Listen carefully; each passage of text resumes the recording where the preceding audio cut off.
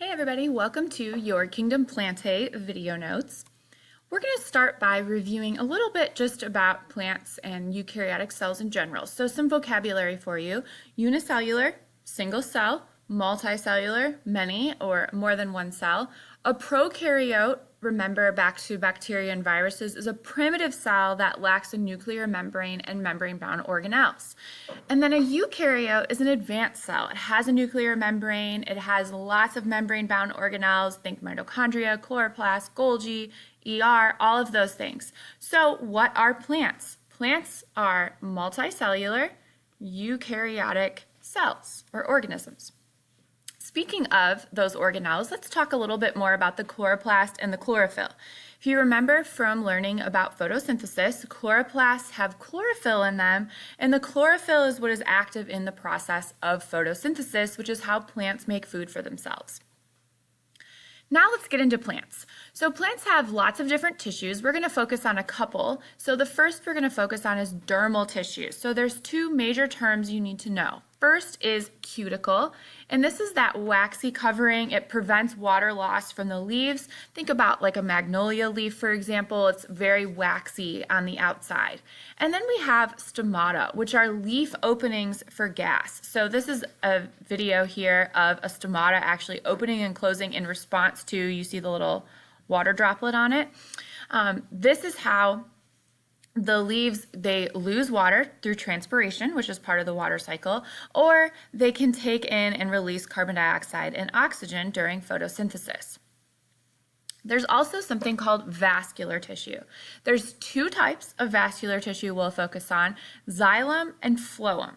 So you need to know the direction, but you also need to know where they're kind of located. So xylem carries water unidirectional or just up. So if we look at this here, this is an image of a xylem vessel. And then phloem transports nutrients or food, sugar, as in the glucose that's made during photosynthesis, bidirectional, so up and down. A good way to think about this is when you think about water, water only comes from the roots, so it only is going to go one way. The plant isn't going to send water back to the roots.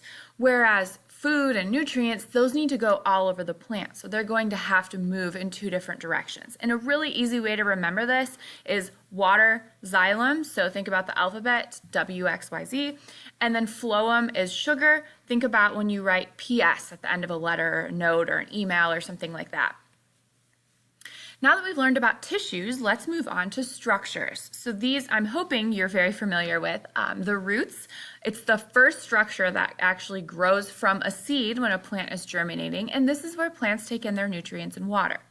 The stems, on the other hand, those support the plant but also support the leaves, like we see in this picture here, and they help transport that water and those dissolved substances, the xylem and phloem, that we talked about.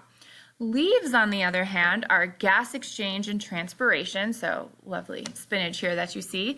So remember, gas exchange is part of photosynthesis. And then the seeds, there's so many different kinds of seeds, and this is what has the embryo or the baby plant, and it also has the nutrients needed for the embryo once it starts germinating. And if you munch on trail mix or things like that, you know that seeds are typically covered in a protective coating. Now that we've talked about seeds, let's talk about hormones. So how plants do the things they do, basically. So there's 4 total. Auxin is your growth rate. That's your root, stems, leaves. That's how a plant grows once it starts to germinate. The gibberellins is your seed growth. This is when, once a plant is fertilized, the flower, and the seed grows, the seed uses this hormone to grow. Ethylene is fruit ripening, which we see on these cherries here. And it's also important to note that ethylene is the only gas hormone. So this one is very common. If you watch in this little video, you see a couple get red and then they all get red because the ones that are ripe have this gas and then the other ones are exposed to it. You can also do this at home with like a fruit bowl. If you have a really ripe banana and let's say you have an apple but it's not very ripe yet, you can put it in the fruit bowl and the hormones from the banana will actually help ripen your apple. And lastly, we have cytokinins, which is to stimulate mitosis, and cytokinesis, which is plant division or cell growth. In response to why plants do the things they do, in addition to hormones, you also have something called tropisms. So a little definition for you. Tropisms are just a plant's response to a stimulus. There's lots more than this, but we're only going to focus on 3 in this class. So the first is phototropism. So just what you would think think photosynthesis, think light. This is the movement of a plant toward a light source. And this is really commonly observed in indoor houseplants because they're typically by windows. So eventually, as you see in this flower down here, over time, the leaves, the flower, they start to turn towards that light source. Gravitropism, think gravity.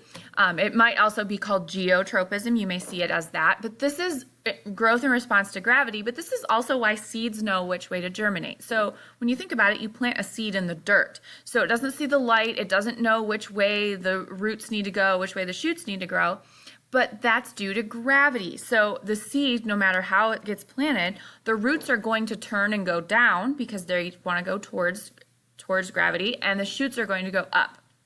And finally, we have thigmotropism, which is growth in response to a surface. So this is very commonly observed in vines like this little one here, or I'm sure you have a lot of vines on trees that you've seen before. So something cool that plants do in response to in tropisms, they also can do plant responses. So this is just an independent movement in response to stimuli. This is not a tropism. So it's called a nastic response. And there's 2 very common ones that people know. First of all is the mimosa plant. So if you watch down here, the person touches it and then all the leaves are going to close. And then here, this poor little frog goes into a Venus flytrap and it closes. Now that we've learned about what plants do, let's talk about the classification. So early plants were not nearly as complex as plants today. So it started with algae actually, and then we get into mosses, and then seedless vascular plants like ferns, and then we get into what we commonly call our seed plants. So we have gymnosperms and angiosperms. So when we compare present-day plants to algae, remember algae is what? It's a plant-like protist. So when we compare modern plants to algae, they have a few things in common. So 1, their cell walls are made of cellulose. 2, they still have that same chlorophyll, they make their own food, and their food is used as a starch source. So let's get into the groups. So we have non-vascular, seedless vascular, and seed-producing vascular. And if you remember, vascular tissue is that xylem and that phloem. So mosses, they don't have that. They're very primitive. They're thought to be the first plants. But after moss, we evolved into something called seedless vascular plants, and these are ferns. So they have vascular tissue, the xylem and the phloem, but they don't have seeds. So they actually reproduce with spores, which are very similar to fungi. If you've ever looked under one of the leaves of a fern, you'll see these little brown like balls there. That's how they produce their spores. And then lastly, we have seed-producing vascular, which are your seed plants. And these are modern seed plants. Everything you see that has seeds, so pine cones and flowers and fruit, all of that are in seed-producing vascular. And if you look at the bottom, it shows you this is the order of appearance in the evolutionary timeline, and my screen's blocking it, but of plants.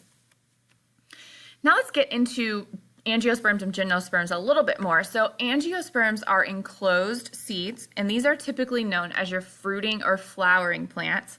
And then gymnosperms are not enclosed. The name itself actually means naked seed, and a ridiculously silly way to remember this is you get naked at the gym before showering, so gymnosperms.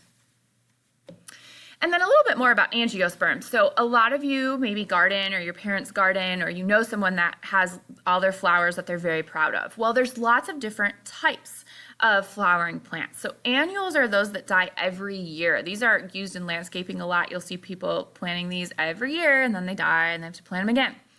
Biannuals are 2. So think about bi meaning 2, so they have a lifespan of 2 years. And then perennials, these live for several years. They produce flowers and seeds yearly. So all the tulips and the daffodils and the daylilies, everything you see popping up, those are all perennials. They come back every single year. Speaking of flowers, the parts of a flower are also really important. So you need to, I'm going to move my screen. You need to know all of these parts. In fact, if I were you, I would pause here and take a screenshot of this because this is definitely something you're going to want to study.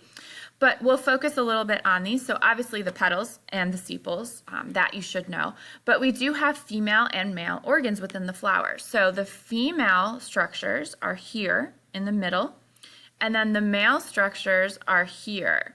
And we'll get into this more on the next slide. So this is the difference between male and female. So this structure came from here. So you have the ovary at the bottom. That's where the seeds are eventually going to develop if the flower is fertilized or pollinated. And then you have a style, which is the tube that leads to the stigma, which is typically sticky on the top to attract the pollen. The male parts are a little more simple. There's a filament and then there's an anther on the top, and the anther is where all the pollen is. So we'll actually do a flower dissection and you'll kind of knock off some of the pollen to see where that comes from. Now plants can self-pollinate, so the pollen from the anther could go onto the stigma, or more commonly, think about like a bee. If a bee flies around to all these flowers, it lands on one anther, gets pollen on its legs, and then it lands on another flower and it could land on the stigma, and then the pollen is transferred. So a lot of flowers rely on pollinators to reproduce. And that's all for your plant video notes.